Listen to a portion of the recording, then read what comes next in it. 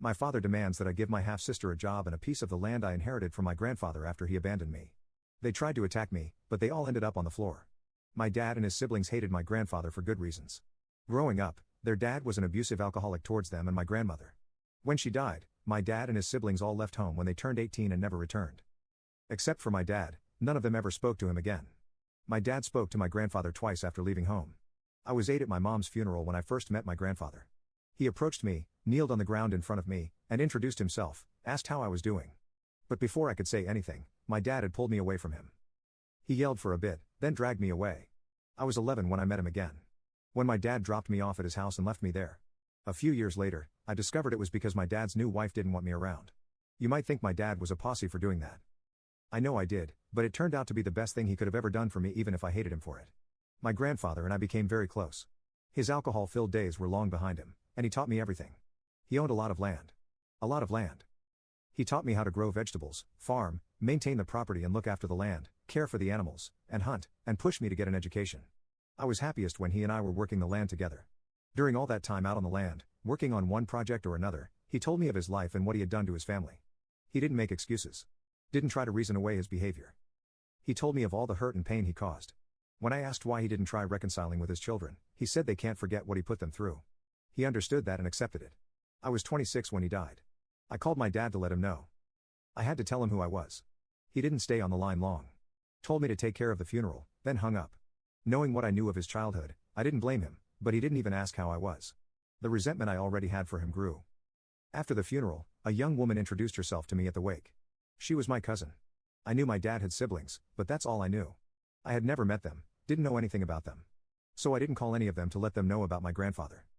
I asked how she knew, and she told me my dad had called her mom. She spent a few days in town after the funeral, and we kept in touch after. We became and still are really close. A couple of years later, when she said she was moving into town, I gave her an acre of land. She, her husband, and their kids still live there today. My grandfather left me everything. None of my dad and his siblings contested the will. My cousin told me her mom didn't want anything, not 1 cent from her father. I guess the rest of them felt that way because neither I nor my lawyer ever heard anything from them. Until last week, my dad called me. His daughter needs a new start. Apparently, she wants to move my way to help with my businesses. I have a few small businesses I run off my property. A working farm where people can stay for a few days to experience farm life. I have a few money-making ventures. Now my half-sister, whom I'd met just one time before I was shipped off to my grandfather, all of a sudden wants to help me. I have all the help I need. I don't need hers. I told my dad I would think about it. He's been sending me texts every day, several times a day, asking me about the property and the businesses, suggesting roles his daughter could fill.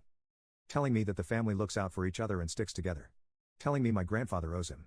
Telling me what land I should give his daughter to set her up, and what land would be best for her and her husband when they visit.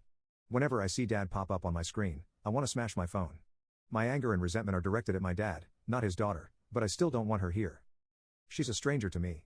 All my grandfather left me is mine now, and I don't owe any of them anything. My cousin and her husband are on my side and say if it were up to them, they would tell my dad and his daughter to get lost because they have never made an effort to be family with me or even call to say hi. I know they're right. What they say is true. Update. I asked a close friend, a local cop, if he could find out if my dad still lived in the same place. Then I asked how to go about getting a trespass order. That was pretty simple. I left the police station with one in my hand and my dad's address. I then asked another close friend if he would accompany me to my dad's house. Because as far as I knew, that was where my half-sister lived. We set off to see my half-sister.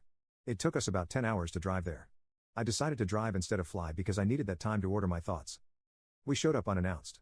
We could hear a woman screaming inside from the curbside. She was not screaming like she was in trouble. She was screaming at someone. My friend told me to pull my phone out and start recording. I'm glad he thought of that. Dad answered the door. He thought we were Jehovah's Witnesses. Told us to F off and tried to close the door in our faces. My friend put his hand on the door to stop him. I said Dad, and he took a second, then a third look. I cannot explain the change that came over him when he realized it was me. His whole demeanor went from "for you to dare come to my door" to "ka-ching." He invited us in, then ran out of sight. The yelling stopped quickly, and he returned with his wife a minute later. She was all smiles. Big smiles with a big welcoming hug. The smile made my skin crawl, and the hug made me wish for plenty of soap and hot water. They told us to sit and asked if we wanted anything. Coffee, Pepsi, juice. I wanted water because my mouth and throat were suddenly dry, but we declined their offer of refreshments. We sat for a few minutes, making small talk, and then I asked where my sister was. Dad's wife turned her head and ordered someone standing out of sight to call your sister. I wasn't prepared for more than one sister, and I was not prepared for a brother. My friend could see I was struggling, so he asked questions about my half-sister. What does she do? Does she live close by? Oh, she lives at home? What work experience does she have? Has she worked with beef cows? Dairy cows? Are there any farm animals? Does she have any farm experience at all? What kind of work experience does she have? You see, there was a reason I asked this particular friend to accompany me and a reason he was asking those questions. Less than a half hour later, two girls walk in. They were obviously sisters. I did not get good vibes from them at all. The younger one walked around the corner, and we could hear her telling the brother that she was hungry and to make her something to eat. A sandwich, for God's sake.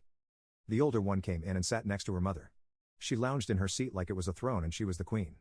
Judging by the look on her mother's face, she was raised to believe that. She looked at my friend, dismissed him, then at me and smirked. She said, "So you're the bitch that's going to set me up." She stated that like it was already a done deal. I said not me. I looked at my friend, and he said no, that he was not taking her on. 2 or 3 seconds passed before Dad's wife asked what we meant. I told them I had no positions available and wasn't taking any new employees, but my friend was looking for farmhands. He then said he was no longer looking here. She then asked what about the land? My friend said the job came with a 2-bedroom cottage at reduced rent, but the role was no longer available. Then everything exploded. There were accusations of lording it over them, being a stuck-up bitch, thinking I was better than them, that I owe them, that I was a greedy gold digger, that I was probably spreading my legs for the old man before he died, that they always knew I was defective. My dad's wife tried to attack me, but I held my arm up, caught her face in my hand, and shoved her back. She flipped backward over the arm of the couch. My dad then tried to attack me, and my friend got between us, gut-punched him, and he ended up on the floor.